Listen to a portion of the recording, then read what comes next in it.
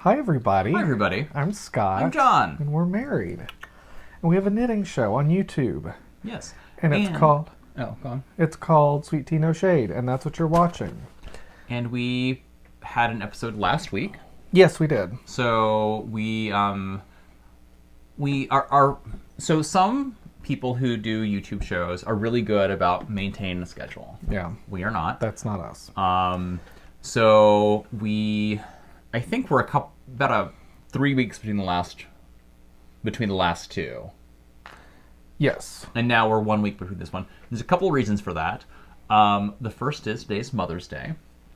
And this may or may not be a special Mother's Day episode. Betty Ann doesn't have a lot in her life that's wholesome and good. Mm-hmm. And so we're trying to bring wholesome and good into her life. Which is tough because there's a BA update, which is neither wholesome nor good. Well, we can't... We can't lie and make something up. I mean, we have to tell the truth about her. It's too bad. So it's Mother's Day, and the other thing is next Sunday is May 16th.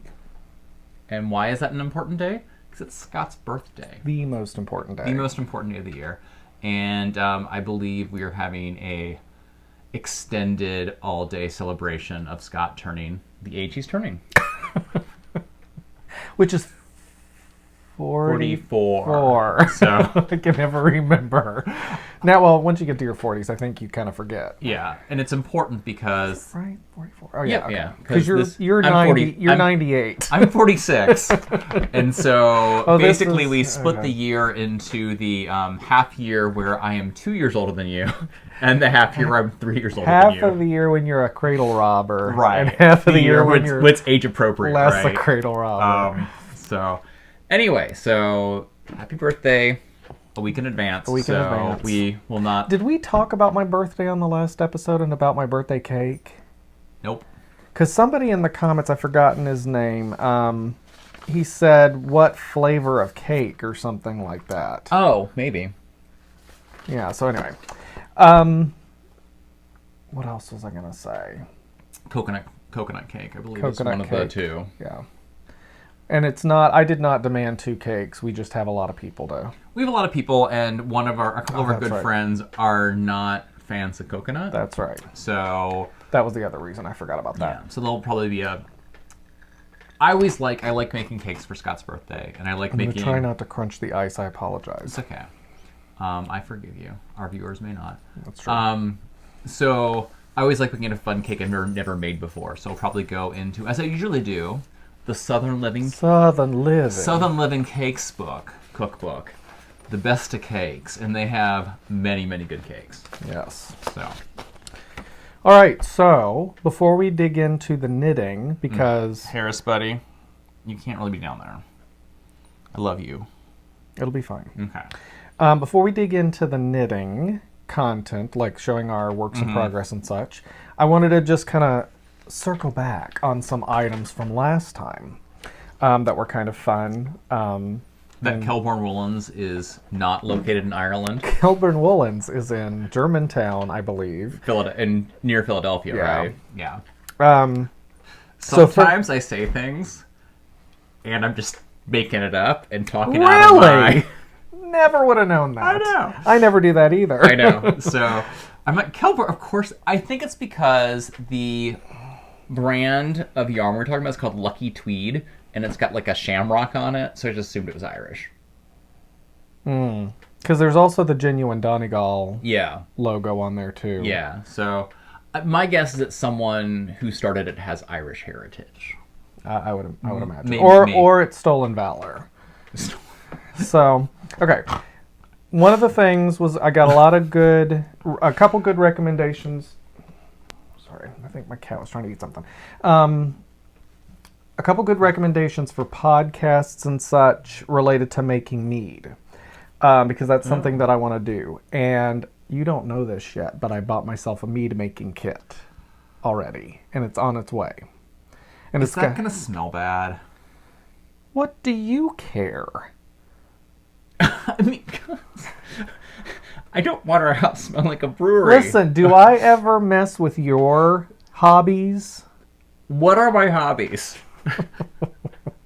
I don't know. but you're not going to let me never make mead because... I'm curious. Did you do research? Does it smell? Is it going to smell like... If it smells like baking bread, that's fine. I can't imagine that it would smell bad because it's honey and water and champagne yeast. Okay. And sugar. Oh no, I already said the honey. So anyway, we're not having this conversation right now. So it's got a big, I forget what those big glass jugs are called, and all that kind of stuff. So so thank you for the recommendations for YouTube shows and stuff to watch. Is it like mead TikTok? There is mead YouTube, yes. Okay. Well, there's the Welsh Viking, I think was one that was recommended. Okay. And he looks like he's probably pretty funny. And then there was somebody... Oh God, he's eating your yarn. So it is 2:30 Central Daylight Time. No, I think it's Central Standard now. No, I think we're Daylight Savings. Oh yeah, that's right. CDT. The cats get fed at 4. Ish. Usually 4-ish, after 4. But they start the tortured screams whenever they think they can get away with it. And somebody commented last time, like, did poor Harris, have to cross his legs, And I think they were commenting actually on the previous episode. But trust me, when Harris is making a ruckus, that's the dog. It's not about having to go to the bathroom. No.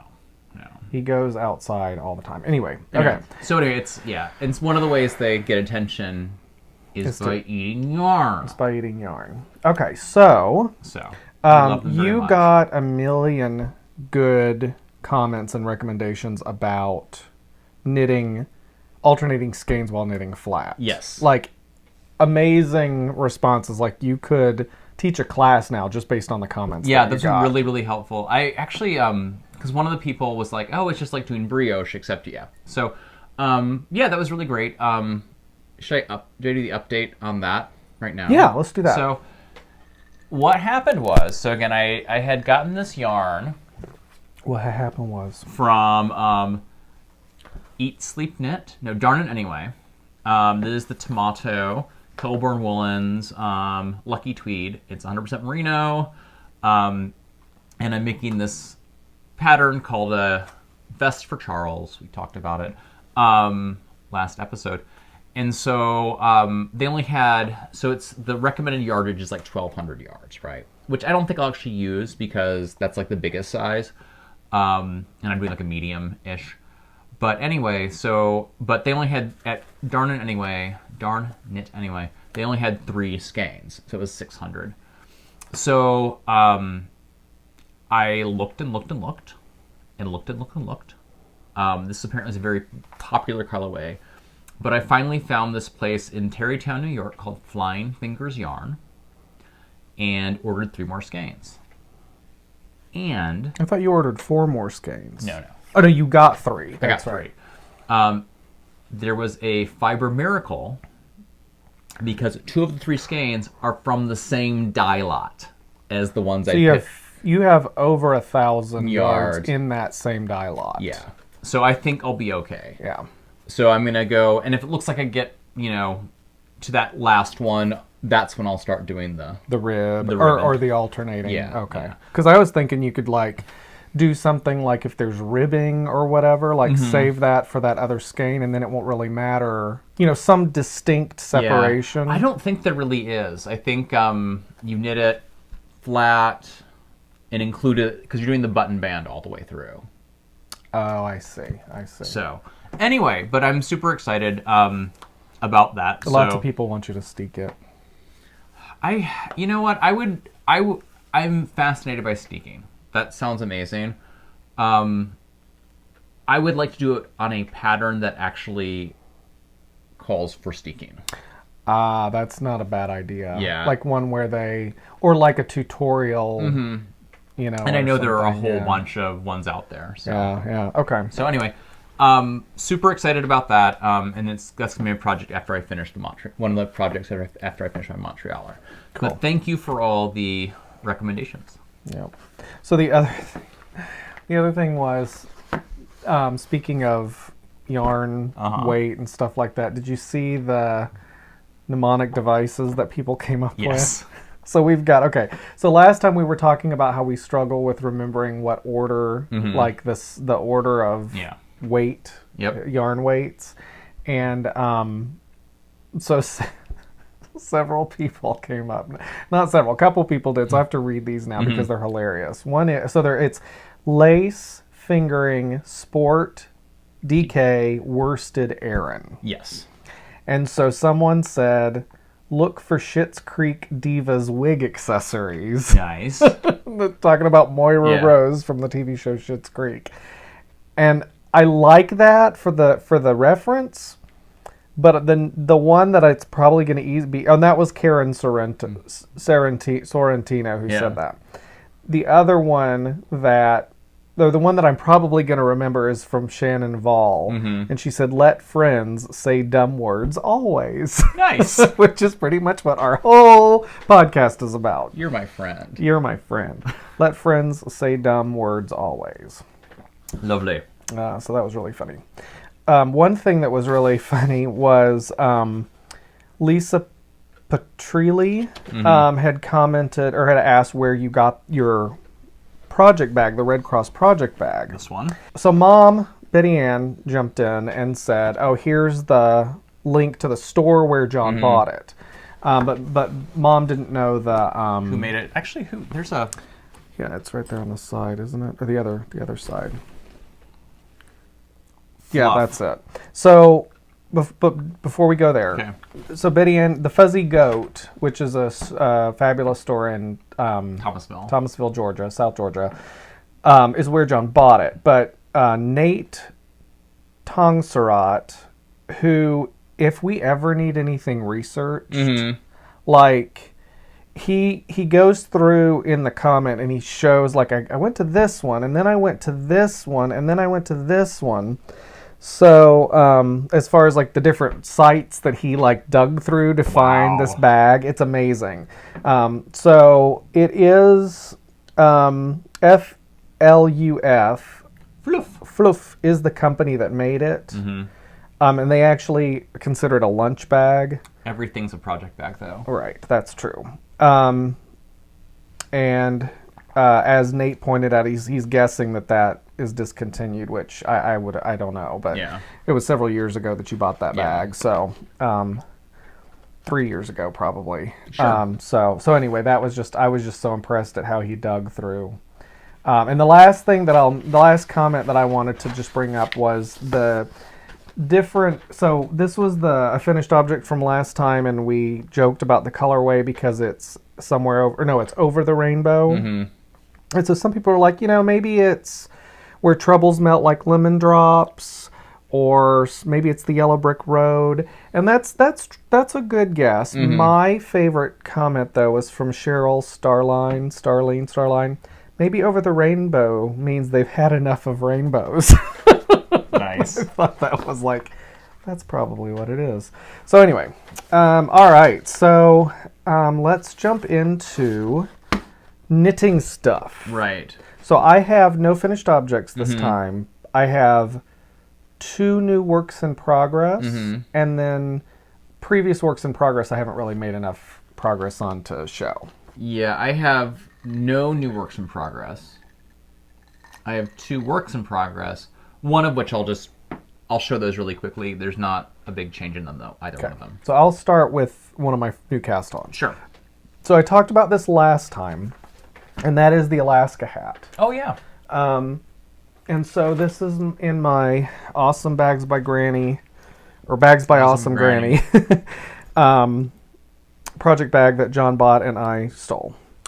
And just as a reminder, it's Cascade Heritage sock yarn. It's a fingering weight stranded color work hat. This is Malabrigo? Yep. Yeah, it's Malabrigo. This is going to be the sky color. And so I have started the brim. So I've gotten probably, a couple inches of brim.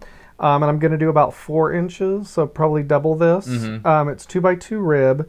And thank you to all the people who were like, Scott, you need a neck light to knit with those dark colors. And I didn't even think about that. Do you have a neck light? I don't. Okay. So I need to get one. But what was my point? Oh, but yeah, so that was a good recommendation because a couple times I've gotten to the end of a round and I know that I need to end with purl, knit, knit, purl, purl for the last 4 stitches, and I get to knit, knit, purl. And I'm like, Oops. oh God, I'm off by 1 stitch. It's not been too bad, and I just think back and you can tell right away when you get like 3 of the same stitch in a row and you're like, that's tinking back, wrong. that's wrong. So I figured it out and it's looking great and the yarn's nice, and this is the Cascade is the black. And so, yeah, so it's coming along. It's fun to knit. I don't mind. I mean, I like knitting it. It's just that I'm really, really, really, really excited to get to the color work part. Right. So So do you continue the black up for the trees? Yeah. Cool. I'm going to, yeah. Yeah, for sure. So That'll be nice. So that's where that's at. All right, I will pull out my... This is, again, not much of an update, but this is the sock I'm working on, and it's a little bit further. This is Trilogy Yarns. Violet, I believe. Violet, maybe? Tchotchke? What is it? That's what somebody needs to do is a RuPaul's Drag Race. I'm sure it's... I can't imagine that someone hasn't Like done. Violet Chachki and... Sorry, go ahead. Yeah. Scarlet Envy and... Right. Wild Violet in Wild her Violet. merino. It's in her glamorous. Glamorous. 20% nylon, 80% merino. And then with this is the main color, which is something. I think, remember we talked... Turkish carpet, we Turkish carpet is, I think, the name of the colorway, but I don't remember Yeah. who the dyer is or who Right. made the yarn. I don't remember any of that. So yeah, this is... I am about, I think... This feels like halfway through the foot. Yeah. So... Hooray! And one of the things that somebody had mentioned, people were trying to be so kind and give me ideas for how to not lose my ball bands. Mm-hmm. And so they had talked about, sticking it in the middle Okay. of the cake, when you cake it up and stuff. And that's a good idea. The problem with the recent ones where we've not had the ball band is that the ball band actually came off the skein. Right. So we didn't eat. So Because it's you like basically unwind the skein.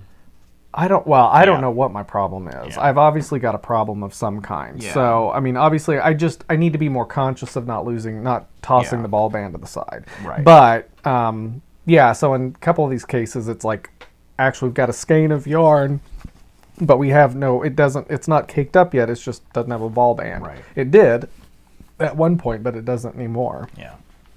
So that's the sock. Okay. Now this one we'll talk about. So as we mentioned before, we had I'm trying to make this. So our friends want. I'm gonna summarize it. So You're gonna confuse people because you're gonna be like, okay, go ahead. Sorry, I was just teasing. Go ahead. So the sock that I'm knitting is for a winner of a silent auction. They won two pair of socks knitted by us. We sold that item twice in the silent auction. This is the second set of pairs. Second winner. Second winner. So Chicken dinner. it was a friend of ours who is in the chorus. His mother is the one that won, or was the second highest bidder. She had yarn that she got from Bolivia, and she wanted us to use those to make her son and his partner or husband. I think they're partner. I don't think they're married. Okay. His significant other. Right. Some bed socks, which I had not heard that term before, but I knew exactly what that meant and it is a common term. I had just not heard it before. So, it makes me a little nervous because the yarn that she wants used is 100% alpaca. Right. And somebody commented in our last episode, I did, socks with stripes with alpaca, and they after 3 wears, there was holes in them or something. Yeah. And alpaca's not sturdy. It's not sturdy, And it's also not, and I think probably related to that, it doesn't hold shape very well. right? So what I've decided to do And these folks are friends of ours, so if this experiment doesn't work out, we will be happy to knit them something else. They won't tell us. David, if I tell David, Okay. I will throttle you if you don't tell me. Okay. David's good that way. So anyway, Hugh would not. No, You're he would correct. not. He would like. He would like. They would fall apart. He would super glue them together and take a picture of them. Look how well they're standing up because he's such a kind person. So here's my experiment. I am going to take. Okay, let me just jump in. So this is. So she's got a couple skeins of this, which is there's no English on the ball band. Do you want to take a look? No, it's not that. It's Alpaquita, which I think means baby alpaca, right? Yeah. Or little alpaca. Yeah, that it's like makes sense. It's like a diminutive. And grosso. It's probably thick. Grosso. Okay. Because grosso is fat. Right. So it's probably like worsted or Chunky, bulky or right, something. Yeah. Okay. So anyway, I thought I had seen on here that it was made in. Anyway, this is one, and it's black. Then the other is this yarn. I never noticed the hot guy on the label. Coproca. Mm-hmm. 100% alpaca. Do you see a company on there? Oh, Bolivia, right there. Yeah. Okay. So, and again, this is not in English either. So, it's like a tan color. And so what she wanted was, ultimately she wanted us to use this yarn. So what I've decided to do is to marl this yarn. Yeah, I'll keep going. Marl this yarn with sock yarn. Mm-hmm. Again, it's an experiment. I don't know that that's going to prevent it from being weird, but I think it'll make it stronger, number one. yeah, And that's my two- hope. And number two, I think it'll hold its shape better. Right. So the yarn that I'm marling it with is Spud and Chloe sock yarn, which I used for the heels and toes of Rhonda's socks, who was the person who was the highest bidder. Right. But I have all this extra yarn. So first I had to figure out a pattern. And so I searched for bed socks on Ravelry. And I'm laughing because the name of the pattern is funny if you think about like, oh, here's your socks. Right. And the name of the pattern is the diabetic bed socks, which I understand, but it makes me chuckle. Right. Diabetes is not funny. It's just that like They didn't ask for diabetic. they beds. didn't ask for diabetic bed socks. So it has a Alpaca Direct label on it. And it was a free pattern it's one of those patterns in Ravelry that you click and it takes you to another website. And it's designed by Kelley Hobart. And I am going to read the description real quick. Overview. This is a simple pair of bed socks knit using Judy's Magic Cast-On and the Magic Loop method for 2 at a time in the round with a garter stitch toe and a garter stitch short row heel. The bottom of the foot is knit with a double knit sole pattern that makes walking in your socks extra cozy, although I don't think I don't know what they're going to do with them, but they're intended to be worn in bed. The top of the sock is knit using the fisherman's rib pattern, which creates thick and squishy socks. Yay. So and the picture, I'll try to remember to insert a picture. The picture's what caught my attention. Mm-hmm. They just look super cozy, and they look like they'll be fun to knit. So I had the pattern, I had the yarn idea straightened out, so then it was time to do a swatch. I met Gage, which is pretty exciting. So I'll try to do a close-up of this, but this is the swatch I did. And the swatch was, the instructions said to do the gauge by doing 2x2 rib, a square of 2x2 rib. And so the top is this color marled with the purple, and then the bottom is the black color marled with the purple. I really like that. I think, yeah. I mean, I wasn't sure how it was going to be. Especially I knew the black with the purple would look good, but I wasn't sure about the tan with the purple. And it actually really looks good. So what I'm going to do is knit one pair of socks, tan most of the sock tan with the purple, and with the heels and toes in the black, Mm-hmm. and then the other socks I'm going to knit. You're gonna knit both of them? Yes, I'm going to knit both of them. Yes, I'm going to knit both of them. Do you want to knit a pair of them? I mean, I do, but I also want them to get done. Right. That's all. That's Yeah, what I'm no, thinking. no. I know it's not your favorite thing to do. Well, and I haven't finished the first sock. Okay. Poor Rhonda, the highest bidder. She's got these socks. All I got to do is wash and block and mail them to her. Yeah, no. I know. And mine are shorties. And That thing he showed before I know. is as far as he's gotten along. So, yes. In a perfect world, We would each knit a pair. yeah, no. But Right. given, let's be realistic here. I want them to get them Before, in the 2020s. That's a good idea. Yeah, given my track record in sock knitting, I would say that's... Well, and it's not about speed because it's David and Hugh. I mean, they're not going to No. get worked up about that. It's just I know that you'd be rather knitting something else. And I love knitting socks. Yeah, no, it's all so, good. okay. It's all good. So anyway, so that's the plan. And the reason that I picked purple was not only because I had that purple, but then she sent along this yarn, which actually I thought maybe this was a yarn that we could use to strengthen it. But then when I got the yarn, I'm like, nope, that's not going to work. Because this is also 100% baby alpaca. Yeah. And it's like light fingering. But I think... So I don't know if the ethics of this, but I feel like we could marl that with a hat and make something really cool. Like I think that would marl really Yeah, but well. I want to send her the yarn back Okay. that we didn't use, right? Yeah. Yeah. Yeah, we should. Yeah. Okay. So it's beautiful yarn. Yeah. You know what we could do? We could knit her something with it.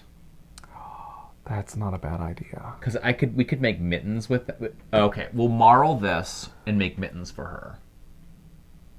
Because she's in Michigan. She does live in Michigan. That's a really good idea. Yeah. That's a really good... You know, like with a white? Mm-hmm. Yeah. Or gray or something? Yeah. That's not a bad idea at all. Yeah. Okay. Okay. Good idea. Because I love that yarn. I'd love to use it, and Well, and you're good at knitting I love mittens. For some reason, mittens. I mean, I like them too, but I've only done like one or two for some pair. reason, mittens are like super fun, and I don't know why. They're very similar to socks, Except except you don't have to do like... Phew. I feel like the difference is that. All right, here's what it is. Uh-oh. We've had this conversation before. It's the tube knitting that I'm just like. But don't you tube knit the hand? Well, but like so when you do a sock, a mitten, so you do this much yarn, this much cuff, then you're increasing for the gusset here. Then you're doing like this much of tube, and then you're decreasing for the. So it's like it's just a lot less. It's not miles of Yeah. stockinette. Yeah. Got it. Okay. Cool. All right. So anyway, that is the diabetic bed socks. They're lovely. I'm excited to see those. Yeah. So now that I know that I met Gage because and I did wash it and block it. I soaked it in. Is it Soak? Soak, yeah. Is that the name of the brand? Soak and I let it dry and I met Gage and it whole. I mean, this is a 2x2 ribbon. It's not as springy as like sock yarn, but it's holding its shape. It's coming back together. Yeah, it's really. I mean, I think the big thing is that it looks great and it feels. It's very. I thought it might be just a product of being in our house, but it's really fuzzy and cute. What? Oh, you mean because of the cat Cats, hair? yeah. Sometimes stuff looks Like, fuzzy. oh, it has and a it's- halo. Oh, I'm no, like, wait, it's that's cat hair. Right, exactly. So. Yeah, but I mean, I think the other thing too is, And it's really soft. So that's kind of the. yeah, but I mean, I do think that sock yarn is helping a lot. So, Agreed. yeah. Good job, babe. Thank you. All right, so those are my two knitting updates. I'm gonna yank out my Montrealer really quick. I'm not gonna put it on, but Oh, that's the other thing is people went crazy for your Montreal. I know, Oh, and somebody, and I don't write everything down obviously because you can't, but somebody had commented that they're doing the Montrealer in almost the exact same colors. Nice. So this is the Montrealer. And so where I am right now, don't lose stitches. Stop that. So basically, the hood is knit in 2 pieces, and this is where I'm about halfway through the second pane of the hood. So. Yeah, and so we are friends with Cody from the Cody Knits podcast. We've hung out with him outside of, or in the real world a couple times. And it was funny because we just watched his most recent episode, and he is part of our friend group that's all knitting the Montrealer. And he was like, "Oh, everybody else is done." I'm like, no. And he was exactly where I was. exactly where you are, and you both of you are ahead of where I am. Yeah. So. Anyway, so I'm super excited. I was gonna try to have the hood done for this podcast, and then just it didn't happen. But it was all right. One of the nice things about having a podcast is, yes, the hood is not done, but the hood is further along than it would be if I didn't know we were podcasting today. I wouldn't have figured out this sock thing, and I would not have made as much progress on my Alaska hat if it weren't for doing this. Because you get excited to show people. Right. And thank you for keeping us accountable. So all thanks to you guys. Yeah. So those are my projets. And my acquisitions is just the Kelburn woolens. And so, anything in the comments you need to talk about? Not right now. When we get into the Angela Lansbury movie. So I feel we should do the Betty Ann update before we get to Angela Lansbury. Just because I feel like Angela Lansbury like a Happy Mother's Day. Will be Betty a sorbet. It'll cleanse the palate.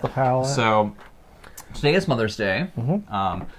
Do you want to explain who Betty Ann is? Betty Ann is my mother. Yes. She lives in South Georgia, which is where I grew up. She is a wonderful mother. A wonderful mother. She raised 2 sons, my brother and myself, as a single mother. So that couldn't have been easy. Mm-hmm. She tends to embarrass me significantly. Right.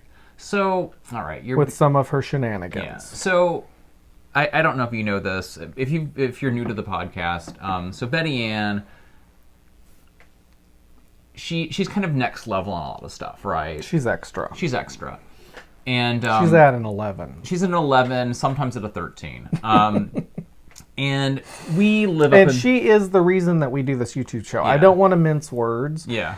We do it's this. All her fault. We do this for her, literally. Like the first time I did it, I'm like, she had shown me the Grocery Girls and the Bakery Bears, and I was like, after watching them for a while, I'm like, God, that seems like so much fun. And I knew that she would enjoy it, and I would be like, oh, this is so cool because we're gonna get like 5 views every time, because she and like maybe a couple of her friends or something would watch it.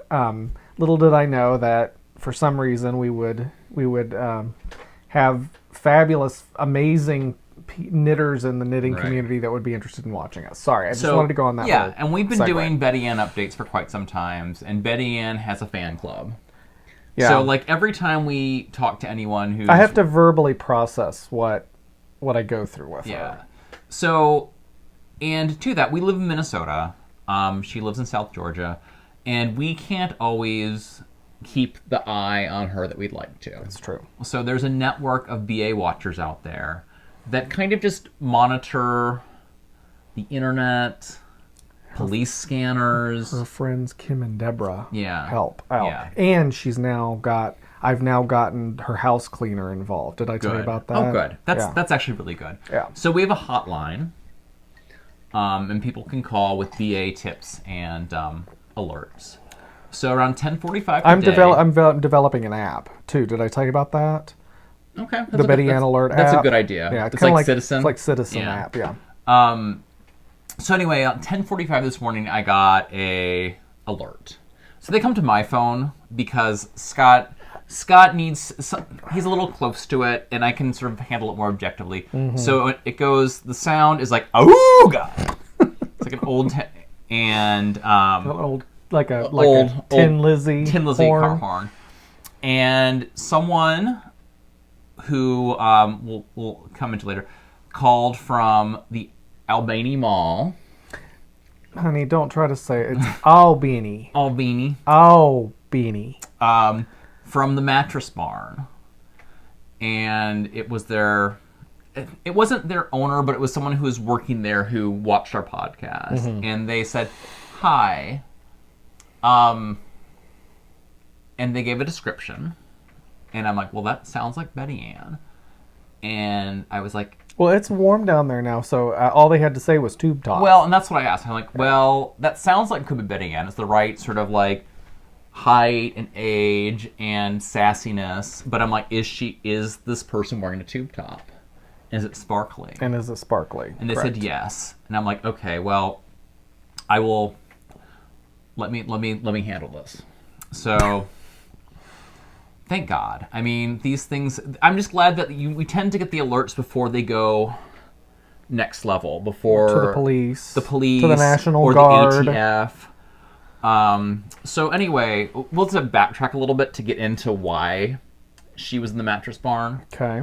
In trouble. So Betty Ann's thing is that she's next level, and she's also a crafter. So she's the one who taught you how to knit. Well, you taught me how to knit, but she took it and... exploded it, yeah. So she's gotten into extreme crafts. Mm-hmm. So it's where you take a normal craft and you just take it up a few levels, right?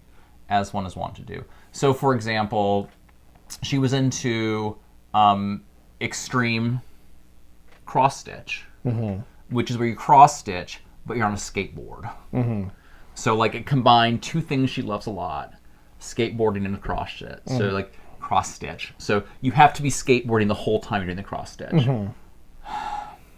Which is hard for her because she likes to... She holds onto the truck. Grabs onto the back of a truck. Yeah, and then, I don't know how she does it. But I don't know how she does it. We've kind of talked her off that one a little bit. Yeah, well, after she fell and got sepsis in her hand. Yeah, I know. Okay. So that's one of the ones. She does dirty diamond painting. So what she does is she buys a diamond painting kit. And then she has her own little sort of abstract pattern, which is really cool. They're really cool. She gives them away to friends. She'll donate them and stuff like that. The problem is they're like magic eyes. Yeah. And so when you look at them, you walk away like filth. I mean, it looks like a normal painting, but then if you from the right angle, you focus and you walk away like you're like, oh, well, I didn't need to see that scene with animals. Or that inappropriate adult toys type thing. Yeah. So, I mean, yeah. And then she also was into extreme knitting, where you knit stuff, but you hand dye it with the blood of your enemies. So, but luckily, so that one was one... And the tears of children. And the tears of children. I mean, and you should cause them to cry. So anyway, those are kind of tough things to find. And here's the deal. Like, tears of children, no problem. Okay, hang on just a second. Junior, what are you doing? Make a better choice. So tears of children, like, easy to find. Betty Ann is super good at making children cry. Practice. But it doesn't really create vibrant colors. Right. And here's the deal. Betty Ann holds grudges. But she doesn't really have enemies. It's true. She's very charming. She's very charming. And she will definitely, yeah. So, like, it just, that wasn't working. We sort of got her out of that. So those are her three big crafts. Skateboard crochet. No, skateboard needlepoint. Cross-stitch. Skateboard cross-stitch. Dirty diamond. Dirty diamond painting and extreme knitting. Yeah. So... And, like, we sort of discussed how, like, those aren't really feasible in a lot of ways. So she's taken up a new hobby. It's called making crime quilts. And so this is a form of quilting where the act of making the quilt is a crime somehow. So these were, like, really big for a long time. Like, in the 60s, what they do is they do, like, a sit-in. They'd, like, they'd go into a college campus, occupy the dean's office, and while they're occupying the dean's office, they'd quilt. Right. And so the quilt itself was a representation of civil disobedience. Right. So it's kind of like this, like, if you are trying to change the system or, doing something like that, it's kind of a really powerful statement. They've done ones around, like, child labor and stuff like that. Yeah, well, her first one, this goes back to her participation in the beauty contests. Her first one was when they wouldn't let her into the Miss Possum. I think it was in Tifton. Yeah. Because she used to tell this story all the time. The Miss Possum contest, they wouldn't let her in because she was too old. She wanted to be Little Miss Possum, but she was like 19. Yeah. And so that was where it all started. I mean, that's where she started quilting. Yeah, and doing it with this edge. So crime quilting is her thing. Yeah, it was the outside of the quilt was gray and the inside was red, and it was like, You don't want to know the crime behind that one. Right. That's just not good. So, like, sometimes, like, in the 90s, it was really cool to make quilts using hemp from the marijuana plants. Right. So, anyway, Betty Ann has taken up crime quilting again. And so, the reason she was in the mattress store is she was going around cutting off the tags, and she's going to make a quilt with the mattress tags. The ones that say do not remove. Yeah, under penalty of law. Under penalty of law. Yeah. Like, I mean, talk about... Betty Ann! And the reason it's... So, like, it all comes together because it's Mother's Day, and the mattress barn was having a Mother's Day sale, and she was using the Mother's Day sale in the commotion to distract from the ripping the tags off. So Claire, who was the person working there who... Watches our show and discovered Betty Ann like that the whole time, called us, and I was like, Betty Ann and I had a nice little talk. Oh, good. And I'm like, Betty Ann, can you sew them back on? And she agreed to. Okay. So Claire is, and she only got like 15. Right. So it's not a big thing. It's a little embarrassing, but in terms of, like, stuff, right, not terrible. So, luckily it was someone who was working there, it wasn't the owner.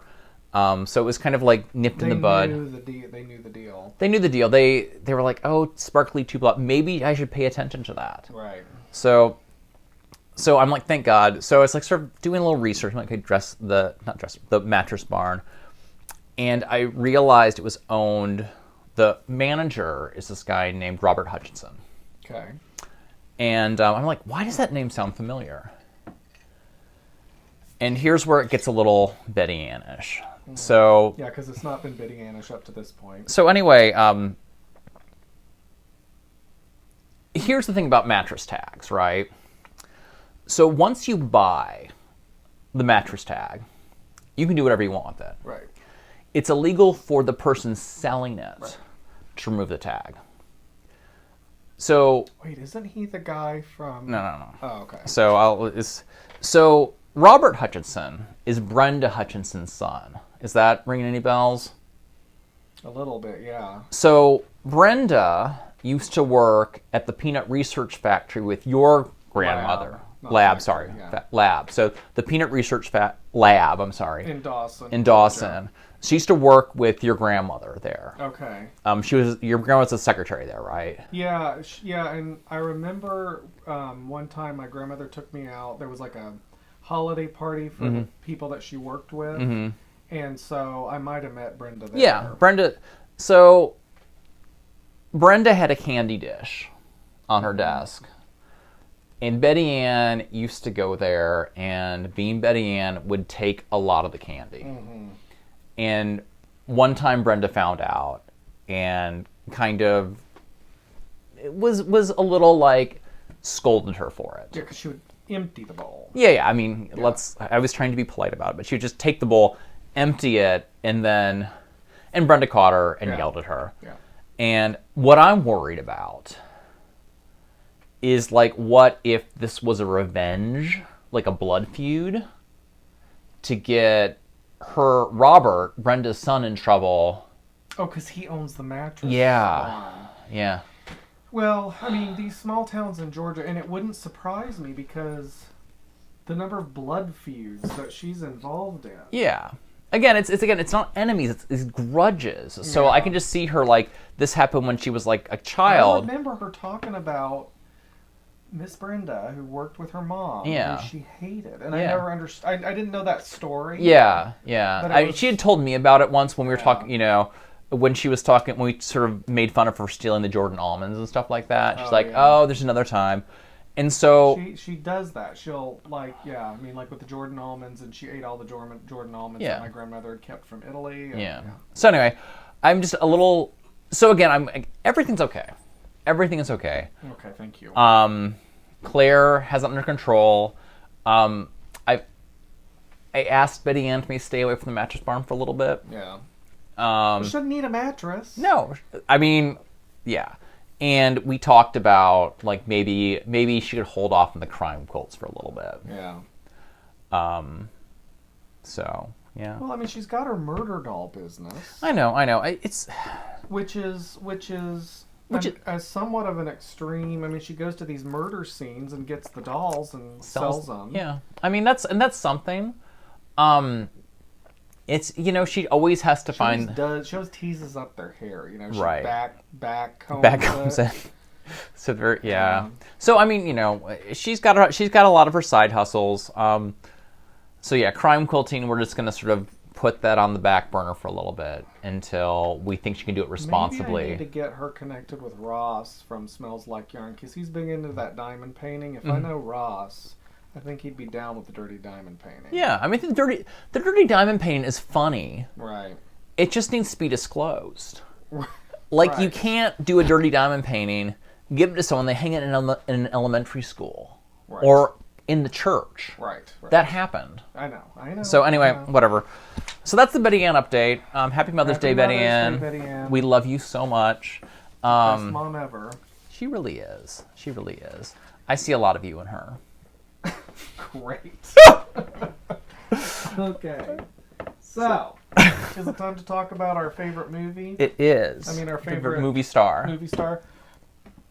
All right. Well, thank you, John. This is For that update. This is a light on knitting episode. Yeah, it is. So That's okay. So we watched Harlow. Mm-hmm. But before we get into Harlow, there's a couple comments that I want to touch on. Okay. In the previous episode, we discussed Nanny McPhee, Mm-hmm. and we had a hard time understanding, or not understanding, but like really putting our finger on the whole she was ugly and then she became pretty. Right. And there were a few people that made comments that I'm like, oh, well, of course that's what it was. Mm-hmm. So one of them was Molfrid Breivik. I have no idea. She's Norwegian. She is Norwegian. I think that I have no idea if that's how you said it. I haven't. Norwegian is a language I would love to. I love to study languages, but I never get fluent in any of them. But anyway, she's from Norway, or she's Norwegian, and she said, "I always thought of Nanny McPhee's makeover as a way of showing how you start to see the inner beauty when you know and love someone." Oh, that's nice. And then somebody else commented a similar. Where's the other one? Okay, Wendy Barron said, Nanny McPhee's appearance changes according to how the children perceive her, doesn't it? They don't want her there and are rebellious and hateful to start, and as they start to like her, she looks different because they see her differently. Oh. That's what I understood from seeing the movie once. Same with Aunt Adelaide. Aunt Adelaide. Aunt Adelaide's wonky nose. Hmm. So anyway, yes. Totally, and other people had commented something similar. Mm-hmm. But yes, I think that makes total sense. Yep. So, yeah. So, Nanny McPhee, good movie. Somebody had commented that Emma Thompson's the one who wrote the screenplay. I think so. She's written screenplays before. Oh, has she? She won an Oscar for her. She wrote the Sense and Sensibility screenplay. Oh, did she? Oh, yes. cool. Yeah. I love Emma. She's awesome. Thompson. She's basically Emma who I... Thompson? Yeah. Okay. Yeah. Emma Watson is Hermione. Yes. Okay. And Right. Emily Watson is someone else. Yes. Anyway. So we watched Harlow, Harlow, which is a biopic of Jean Harlow. And I bonded with my friend our friend Charles on this. For the longest time, I thought it was pronounced biopic. Like myopic? Or microscopic. I thought it was Interesting. biopic, and he did too. So the biopic. Yeah. And so it's funny. So I like old movies, and I really at one point I was watching a lot of her movies because they're pretty interesting because they're mostly made in the 30s. A lot of them are pre-code, so they're like super racy and stuff like that. Yeah. And so two of my favorite ones she's in, Harris, We Love You So Much. He's just itching. I know. Are Dinner at 8, Okay. which is this ensemble production with it's like the best cast ever. It's got Lionel Barrymore, John Barrymore, Marie Dressler, the woman who plays Glinda, the good witch. I forget her name. Yeah. She's in it. And it's just a really super funny, cute. Have you ever seen it? Mm-mm. We should watch it at some point. It's one of my favorite movies. Cool. And then she's also... Unless we watched it with the Bryans. No, I don't think so. Okay. So there's some really... I feel like I watched a Jean Harlow movie with them. Could be. But keep going. So the other one is called Red Dust that she's in, and it's got Clark Gable and Mary Astor, and there's a really famous scene where she's in a bathtub. Oh. And then apparently the legend is that she was in this bathtub, and at one point, she was of course naked, she stood up and she's like, "This shot's for the crew," and then sat back down. So she just, it's hard to say, but she just, she died very, very young. So she made this, this whole series of movies, and she's just kind of this iconic movie star, for lack of a better word. Well, let's first go through our Angela Lansbury checklist. Criteria. And then we'll do the thing where we each talk about, rate it or whatever. And I'll start because I think because you knew Jean Harlow and you had seen this movie before? No, I had not. Okay. So I think you're going to have more insight or whatever. So I'll say things and then you can correct them or comment on them. I love that. I know you do. I like to throw you a bone every once in a while. That sounded dirty. So anyway, I know I lost my train of thought. So what do we look for? Oh yeah, what do we look for? So there were no cats. There were no cats. She was fourth billing? Oh yeah, she was fifth billing. Was she? Yeah, remember we figured that out. Oh right. Because it was Carol Baker, who played Jean Harlow, Red Buttons, two other people, and then her. Yeah, yeah. Was she playing her age? Nope. Nope. She was 6 years older than, what was her name? Carol Baker, yeah. So she was playing Carol Baker, who was Jean Harlow's mother. Right. And she was 40, and Carol Baker was 34. Yeah. And to be fair, Carol Baker was playing a much younger character. Well, at the beginning of the movie, she was like 15. Yeah, yeah. And she's 34. Yeah. So. Yeah. But yeah. No fiber arts. No fiber arts, no animals were harmed, although there was a photo shoot with dogs. Oh yeah, that's right, there was. Yeah, I think that's pretty much our list. So, okay, so I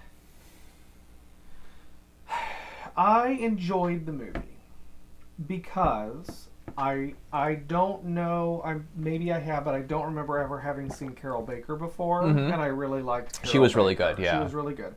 Red Buttons is one of my favorite actors of that era. Not one of my favorites, but you know him, right? I know him, and he has a special place in my heart because he was the dad. I think he was Pete's dad in Pete's Dragon. And Pete's Dragon's one of my favorite all-time movies, and so that's where I know Red Buttons from. We had this whole conversation last episode about Red Buttons and hobos, Red Skelton, and then Rip Torn and Red Fox. Taylor. No, you keep bringing Red Fox into it. Red Fox has nothing to do with this. I know who Red Fox is because I watched every episode.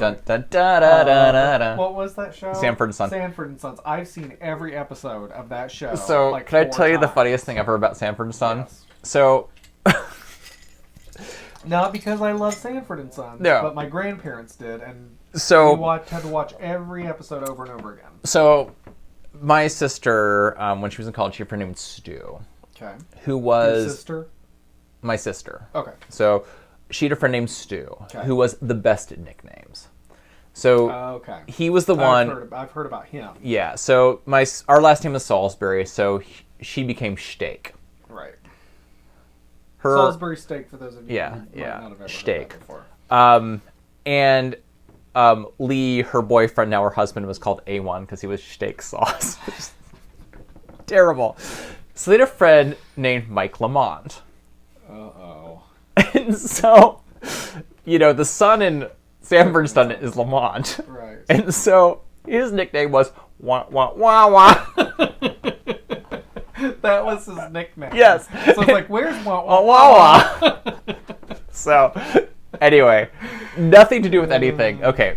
That's funny. Back. All yeah. Right, so I enjoyed the actors. Mm-hmm. Of course, Angela Lansbury was classic Angela Lansbury. She what she reminded? She reminded me of her character, not in the way that she behaved, but in the way that she acted. Mm-hmm. And I think she was probably close to the same age was her character from Blue Hawaii. No. Oh no, but that's a good one. No, but that's the Maltese Falcon. The Manchurian Candidate. That one, yes. Yeah, I mean, there was just something about... Because there were several of those movies where she played these matronly characters. But they had edges to them. Like, that was interesting about the character she played. Oh, and then there was the one where, that movie with, oh god, I'm so bad. All Fall Down, the one with Warren Beatty. Yes, the one with Warren Beatty where she was his mom. It's like, there's... She, and I thought it was interesting, like, her... Something very believable about her when she plays a effed up mom. Yeah. And, I thought it was really interesting because they had so it was a mother, and the mother had married this, basically Italian guy who was a moocher. Yeah. But he made her happy, and she sort of recognized that he was kind of a bad person, but apparently... He made her happy, and it was kind of grown-up discussion about that. Well, by the end of the movie, yes, he was a moocher, but he actually wasn't a bad person. Right. Anyway, let me finish this part, and then we can talk about all that. So, I liked the actors. Mm. I did not... It really bothered me that the movie... And I think it was because the book is this way. I can't remember if the book is this way or not, but it was not the truth. It was completely fictionalized. Yeah, so it was like they took the most dramatic parts of Jean Harlow's life, amplified them, and cut out all the other stuff, cut out all the context, changed facts, and then made this movie. Right. And I think... And then... Oh. I'm almost done. Okay. And then the other part of it is... It felt that there were a lot of really disjointed, anachronistic... Mm-hmm. So, the costumes and the hairstyles in a lot of ways were very, like you said, it's like the 20s and 30s by way of the 60s. Yeah, absolutely. So, Jean Harlow had a very distinct look. Part of that distinct look were the eyebrows, were the pencil-thin eyebrows. Right. And yes, they did Carol Baker with thin eyebrows, and they were obviously drawn on. Right. But it wasn't the Jean Harlow eyebrows. And right. So it was that, along with, they'd have a scene where they're driving through a neighborhood with obviously houses that were built in the 50s and 60s, but they're in a Studebaker. Well, yeah, Studebaker, but at the beginning he was driving a Ford. Yeah. What are those? Oh God, what are those cars called? Tin Lizzie. Yeah, but what was the Model T Ford? Model T Ford. Right. Thank you. Yeah, it was. I don't know that it was a Model T Ford, but it was that kind of car. So that really kept pulling me out of it because I wanted to know more about that time. Right. And I wanted to see her in, because I think Carol Baker's performance, if they had made her look like Jean Harlow and had put her in the 20s and 30s, right, and had made it truthful, I think that would have been fascinating. Yeah. Because, one of the criticisms that I read about the movie was that she didn't have the spark, the inner fire that Jean Harlow did. And I understand that, but I think if Carol Baker was pretty good, if they'd put her in put her in a little bit better context, I think that might have been different. But, Yeah. You know. So the other thing which is weird about it is, so it's a biopic, right? And so, but I think we talked about this. Because of copyright and because of libel, they basically changed all the names except for like her mother, and her second husband, who was her only husband in the movie. Which yeah. So it was weird because like she had a relationship with Howard Hughes, right? And Jean Harlow, I forget who plays her, but Jean Harlow's in what's the big movie about Howard Hughes? The Aviator. Yeah. She's in The Aviator. She's in The Aviator, and so I kept waiting for them to talk about, I think it's Hell's Angels she's in. Like that was her first big break. And so because of copyright, and because apparently, you know, Howard Hughes is still alive, and he was apparently released litigious. Oh. So none of the movies she was actually in were listed. So they'd have Jean Harlow in a movie name that kind of sounded like The Fancy Lady. The Fancy Lady or something like that. And like she was with, and so like it was weird like knowing that she was like, oh, what are they talking about this? And they just never did. Right. And then but there were some characters that were, what's that term for when it's like a stand-in or a pseudo? Right. I forget what that term is. Yeah, anyway, whatever that was. So like, yeah, there was a guy who was basically Louis Mayer. And then there was another guy who was kind of like a composite, like of Clark Gable and a couple other people. Right. And it was just weird because it was a movie about a movie star, and it wasn't about the movie she was in, except from a very removed kind of way. Right. So that was really weird. And so you felt like you weren't getting an accurate picture of what happened with her. Right. And then like they changed, you know. She died of kidney failure when she was 26, and they had her die of pneumonia. And the way she died is she got drunk and passed out on a beach and had pneumonia 2 minutes later. Right. So there was just like a lot of... And, you know, I mean, I understand, because like I read about how she actually died, and it was like she had the flu, and then she got over the flu, and then she got the flu again. Right. And then it was like she had all these weird... Yeah. and then she had scarlet fever when she was a kid. Yeah. And then, like, when she died of kidney failure, they theorized that it was like she always had I don't know if it was a compromised immune system, but she had, like, some kind of issues from the point that she had scarlet fever all through her. And, like, I don't know, it's like, the reality. I mean, and again, I don't know how much of that was done to make it a 2-hour movie, because it was over 2 hours long. Well, and I think like about 2 hours and 5 minutes. They definitely they cut out her second and third marriages. They cut out her. They cut her first and third marriages out. They cut out like she was in a relationship with William Powell at the end. So like there's this whole like theme where like she couldn't find love, but she was actually with someone when she died, and kind of a pretty somewhat functional relationship. And so it was just weird watching a biopic where you like know it's not accurate. Right. Well, I kind of, it like, again, things that are real were interesting. Like, I read about her first marriage and how she was like underage, and like her mother kind of forced her into it. And, I mean, it was... Yeah. And like the, stuff with her second husband, like, they used the right name. So this, her second husband killed himself 2 months after they were married. In the movie, it's because he's impotent and can't have sex with her. And that was kind of the story circulated when it actually happened.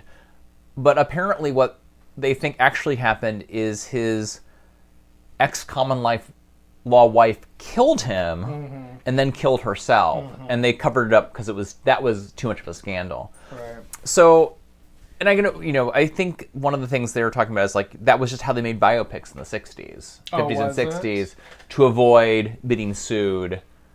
Oh, so that's not an uncommon practice. I don't think so. Okay. I don't think so. I think they would do it, and it would be, not quite the same thing, but like that Clouds Roll By movie where they basically made up the guy's whole life.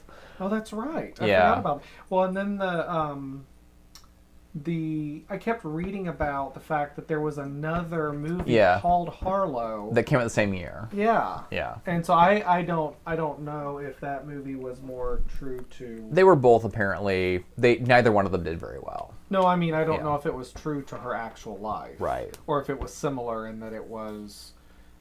Right. I think fictionalized. Right. The other one's like a TV movie. That's like when I was like 12. Like 2 Liberace movies came out the same year. What were they? Were one of them? They're both They're both made it for TV. Oh, okay. Oh no, because the one that we watched was a new one. Yeah, that came out a couple of years ago. This is like right after he died. Yeah. So, anywho, no new ideas, no original ideas in Hollywood. So, and I think like, was it a good movie? It was an okay movie. Was it worth watching? Yeah. Somebody mentioned that Red Skelton was either nominated or won for both an Oscar and a Golden Globe for his role, and I thought he was really good. Yeah, I thought again it was like one of those things like it was saved by the actor. Right, exactly. And I don't know. I really liked the character that played. I forget what his name was, but he was the movie star, and she went to his house. Yeah. The Clark Gable analog. Analog. That was the word I was looking for earlier. Who was that actor? Not analog. No, it's analog. That's the word, isn't it? Isn't analog like not? Yeah, but I think it also means okay. Analogous to. Oh. So who was that actor that played? I don't know. Because I really liked it. I think my favorite scene in the whole movie, and I feel like this was more her than any other thing else in the movie, was when they're on the red carpet. And they're walking into one of their premieres, the movie they were in together, and they're making little funny cracks at each other under their breath, while they're walking in. And I really liked that scene because that made me. I thought that was funny, and to me, that's probably more how she was, than throwing herself on the bed and sobbing every 5 minutes. Right. I mean, and it seemed, I don't know, from what I've read, again, I haven't read much about her, but like everyone said, like she was. So, like, yeah, she was, like, really, really funny. It's, like, kind of like when you read, like, the Judy Garland stuff, when it's like, oh, she was, tragic. But, like, everyone says, like, yeah, all that's true. But she was also really, really funny and had a sense of humor, and she was a really fun person to be around. Yes, she was, troubled in a lot of other ways. But I feel like they kind of, because the troubled stuff is more dramatic. Yeah. But yeah, like everyone said, like she was great to work with, and like that scene when she stood up in the bathtub and like this one's for the camera crew, like that's a cool person, right? Well, and when I become really really rich, I want to have the bedroom like Leslie Nielsen's character had. That was so weird. Yeah. And that was very, like that bedroom. So there's a scene where she goes to Leslie Nielsen, who's the Howard Hughes character. And, like, the bedroom is ridiculous. And that bedroom was straight out of 1965 Playboy Mansion. Oh, yes. Yes, exactly. Because he had like, buttons that he put. Buttons that would push in, like, and curtains would reveal another room. Yeah. Yeah, you're totally right about that. Yeah, that was totally, like, Hugh Hefner's. I'm like, this is, like, yeah. Yeah. So, anyway, Harlow. Or I feel it should have been Harlow. Yeah. Harlow asterisk. Yeah. Based on events. Right. Inspired by true events. Right. So anyway, that was good. So next week. Before we get into that, I'm glad you picked one out. Yes. But eventually, Nanick Knitter. Nanick Knitter. Yes. Mentioned a movie that I want to watch called Mrs. Eris Goes to Paris. I can't find that movie. It's on YouTube. It is. I found it on YouTube. Okay. And it's a pretty good quality. So. Okay, we should watch that at some point because it was a made-for-TV movie. Yeah. Yeah, that was one I've been looking for. That's great on YouTube because it sounds really fun. Well, she said she loved it. There's that one and this one called like The Fabulous Mrs. Pontifex or something like that. Oh yeah. Where she plays like this Cockney woman who becomes a spy. Oh yeah. And that's another one I'm having trouble tracking down a copy of. Okay. So for next week is a movie called Mutiny. Okay. From 1952. Ooh, I like early ones. Yeah, so it's black and white, and here's the synopsis. It's only an hour and 17 minutes long. I know. It's very short. Okay, go ahead. So during the War of 1812, the U.S. tasks Captain James Marshall to sail through the British blockade and bring back a French loan in gold, but the secret leaks out, and many greedy hands, including the mutinous crews, are after the gold. So, I know nothing about this movie. It's got Angela Lansbury. She's playing Leslie. All right, so we're going to Mutiny, and I think it'll be fun. Oh, and where are we going to watch it? It's on Amazon Prime. It's on Amazon Prime, okay. So, again, one of the fun things about this is just seeing movies from genres and times you would never, ever think to do. Yes, that is exactly why we do it. I mean, who knew? Now we know what 1960s Hollywood biopics are like. Right. Sort of. Well, and it makes me want to watch a couple of Jean Harlow movies. Yeah, we definitely should. We should watch Dinner at 8 at some point. It's one of my favorite movies. I've heard of that. I don't know if it's just because of the recent Googling I was doing about Yeah. Jean Harlow that I saw that, but... It's got the whole scene at the very end where she's like, I was reading a book. And it's like Marie Dressler gives her the best double take ever. Because she's playing this, like, basically a society bimbo. Mm-hmm. And she and Marie Dressler, who's a very funny comic actor. So this is like at the end of the movie. And she goes, I was reading a book. And Marie Dressler's like, you were? It's like the best double take ever. Okay, well, hope you guys had a good time with us. We had a good time with you, even though we can't see you, and you don't exist yet, because this will be in the future. Right. So yeah, maybe in 2 weeks, perhaps, we'll have a little more knitting and less Betty Ann. One can only hope. Right. There's only so much trouble one person can get into. In 2 weeks. Yeah.